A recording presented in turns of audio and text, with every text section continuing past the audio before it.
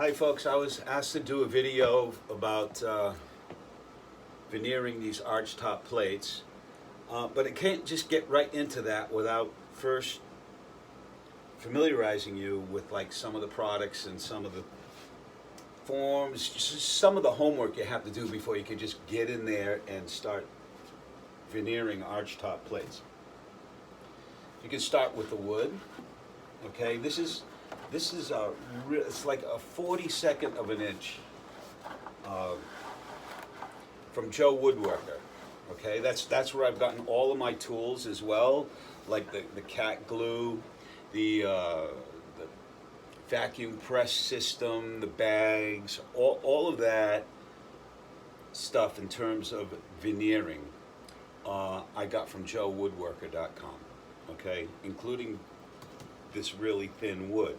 It's like a 42nd of an inch. So it'll come in 6 or 8 foot lengths, and depending on how wide you need. Yeah, I would say, you know, if you're doing this like a 16 inch, you want to get at least 8.5 or 9 inches wide, and it'll come in, you know, 6, or you can get it whatever you want, but you know, 6 foot lengths or whatever it is. So if you have like a 20 inch body, 21, 22 inch body length, you know, you cut it to 2 feet or something, so you could get, like, depending on how many sheets you get, you know, you get whatever plates. But this is just a face plate, the 42nd of an inch, okay? So you can figure that out. Okay, so and it comes book matched, or piece by piece comes book matched, as you can see here. So what you want to do when you cut them is you want to mark them, as I've done on some of these mahogany plates. I haven't cut this yet, but I'll get there. So after you cut them, you want to mark them actually before you cut them. Say this is the first sheet. So you would go the first sheet, the first cut, so like 1A or something like this. And this would be the second board, so this would be 2A with the first cut, 3A, 4A, and then the next cut would be 1B, 2B, 3B, that kind of thing. Whatever it is, to be able to identify what's what. And you do that the same as the thicker ones as well. Okay, so that's from Joe Woodworker, 42nd of an inch. That's your faceplate. And you can get them wider and do one sheet, but there's a few little tricks that you might want to. Okay, so the other business from Joe's, okay, is the cat glue. Okay, I don't know if you can see that. Okay, the glue, and I use when I do a layup, it's a heaping. What is this? A third of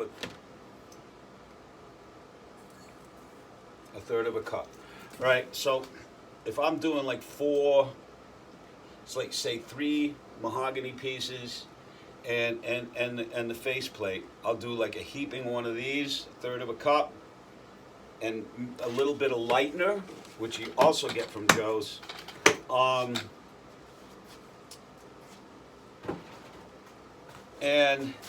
And you mix up the glue and that sort of thing, and that should get you through the 4 layers.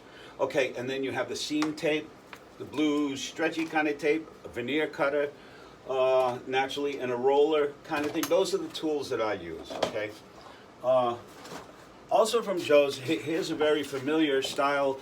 I hate to say anything about any kind of make or model or anything, but here is a very familiar style guitar that I did. And here's just a secret in terms of laying these up and gluing them together. Here's what I found is that,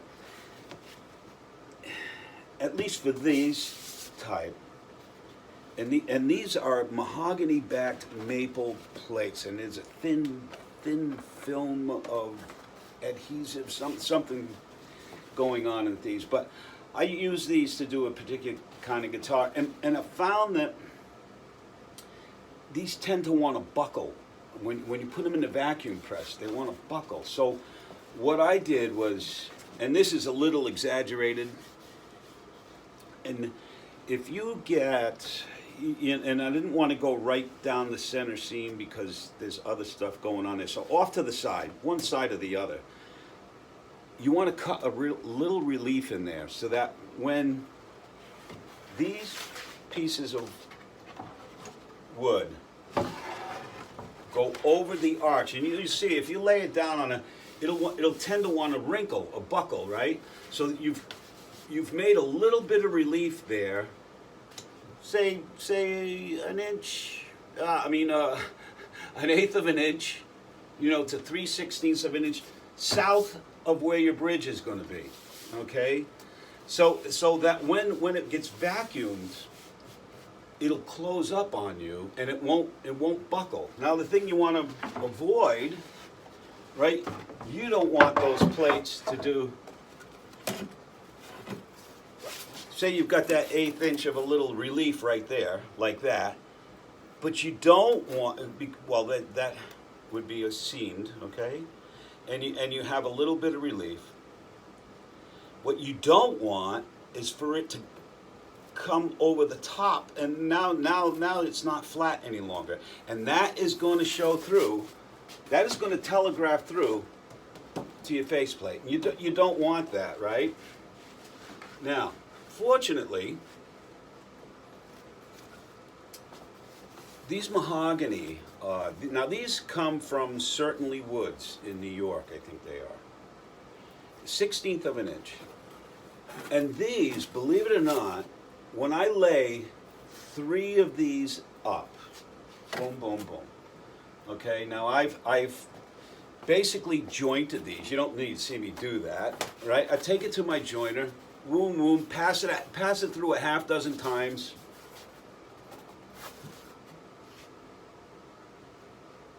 Set it up here. Super glue. Simple. Super glue, right? You tape the seam, and I'll go through this later on, but just quickly. Tape the seam, super glue it up, and then, of course, there's some sanding involved and that sort of thing, and we'll get to that in a minute. But I just want to familiarize with some of the things and some of the tricks. Now, this mahogany is very compliant. I don't have to carve. I don't have any slice of relief in this because it just, for whatever reason, it's quarter sawn mahogany, striped mahogany, ribbon mahogany. And I don't know if it's because it's open grain or it's quarter sawn or what the deal is, but it really conforms really well, as does this Douglas fir, right? What doesn't want to comply very well is this nasty maple, okay? And maple is just one of those things. So I have an easier time conforming 3 of these mahoganies as opposed to 2 of these maple. These can be really tough to deal with.